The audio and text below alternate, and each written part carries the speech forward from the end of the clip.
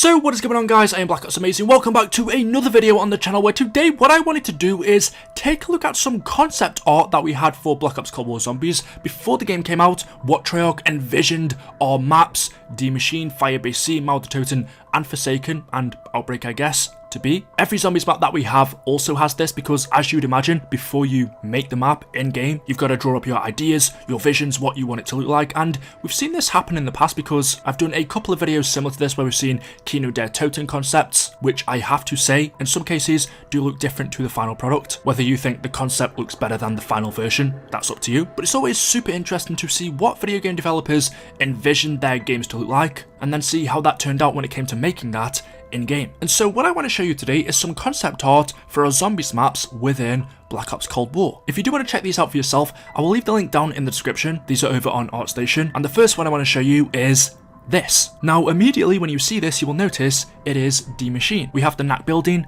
the forest with a little bit of snow on the ground, some debris, it looks overrun, pretty similar to what we see in D Machine, right? But if we take a look at the description the developer put along with this, it said Call of Duty Black Ops Cold War / ZM NAC'd interior. I'll show you the other images in just a second, but it says ZM NAC'd interior environment designed by GadgetBot for Call of Duty Black Ops Cold War. And just going back to the concept, you will notice actually there are a few things that stand out that we don't see in game. The staircase doesn't have debris on it, which would usually not allow us to go up there. Also outside here, there is a perk machine which is quick revive. That also isn't there in D Machine. The building itself, there is some artwork missing, which you would expect this as a concept. It's not going to look exactly the same, but we have some wooden planks on the windows here. I'm actually not too sure what these are supposed to be, because going in game right now, I couldn't find these plant looking things anywhere, but unfortunately these didn't make it into the game. And then as we look at the other couple of Nectar and Toten concepts, we see the interior, a wall weapon in the background, and something again that is different to the game is we have Juggernog. In D Machine this isn't its location,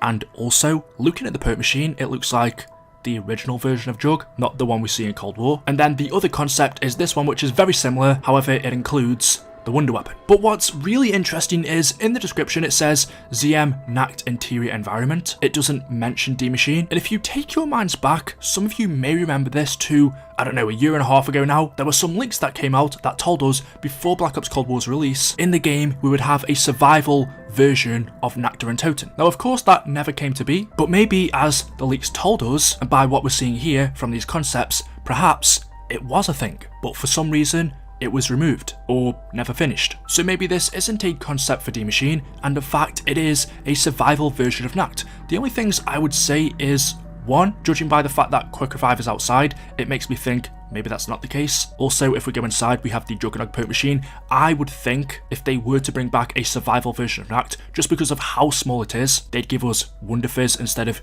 each perk separately. And two, judging by this image, we are able to go outside. From every version of NAC'd that we've played before, that isn't a possibility. Obviously not talking about Revelations, NAC'd or Transit. So unless this was a survival version of NAC'd that they plan to put in the game, and they open the map up more, allowing us to go outside, which is pretty similar to D Machine anyway, this could just be what they envisioned D Machine to be. And we don't know how much earlier on, before these maps were made, these concepts were drawn up. They could be a few weeks, 1 month, 2 months. These could be very early concepts, but it's cool to see what they envisioned D Machine or NAC'd, if this is a survival version of that map, to be, although not drastically different from D Machine. Next up we have Cold War's second zombies map, which is Firebase C. This one is quite similar. In the main area I would call this. The only real differences I can see straight away is one up this left hand corner here. This is usually where Tombstone is, but it's not in this concept. But besides from that though, it's pretty much the same. And again, as we move on through, these are all recognizable places. The major thing here being the generator looks different. This could be an early concept of what it was supposed to look like. I much prefer what we were given in game. But yeah, besides from that, Firebase C is pretty much the same. Looking at ones like this, it makes it look a lot scarier than what the final version is. Personally, to me, Firebase C is my least favourite map out of the bunch, just because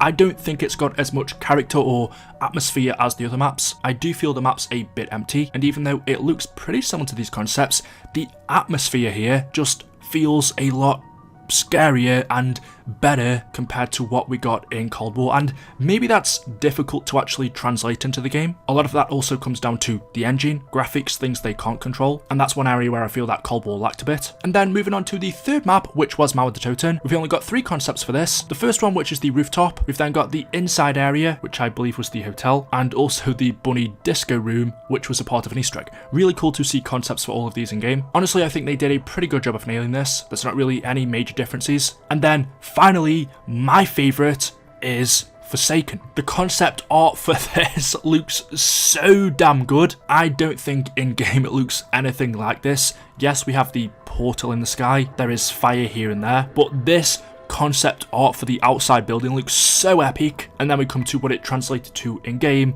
which looks okay, but it's nothing on the scale of this. This actually might be one of the best concepts for a zombies map I've seen, which I can forgive Treyarch for that, not being able to translate this exactly into the game. Again, there is an atmosphere here that I just don't think you can put into Cold War because of the game's engine. I don't think it has this gritty, kind of old school graphic look that you could get with BO1 Zombies or BO2, even BO3. I think BO4 struggled to get that across, and so did Cold War. So maybe on the older games it would be easier to recreate this, but still, Forsaken looks pretty good. Compared to this though, yeah, this looks amazing. And then finally, we've just got some other concepts for weapons and perks. There is the Wonder Weapon, Quick Revive, Stamina Up, Mule Kick, Death Perception, the Teleporters, the Dragons from Outbreak. And talking about Outbreak, even though we don't have some concepts for that, I guess it wasn't really needed because those are essentially multiplayer maps anyway. So the concepts for Outbreak would have been drawn up by the multiplayer team. And just quickly showing you what I was talking about earlier so you can get a good idea of the difference usually between concepts and the actual maps. Mauer der Toten had some great concepts you might be able to tell, but just because it is quite a bit different from the final version, but you should still be able to tell which area in game this is, especially with the letters on the floor, the power boxes or fuse boxes, whatever they are. But again, the atmosphere in these concepts compared to how they normally look in game is usually the most noticeable difference. The big one here for me being the cobwebs and the lighting, the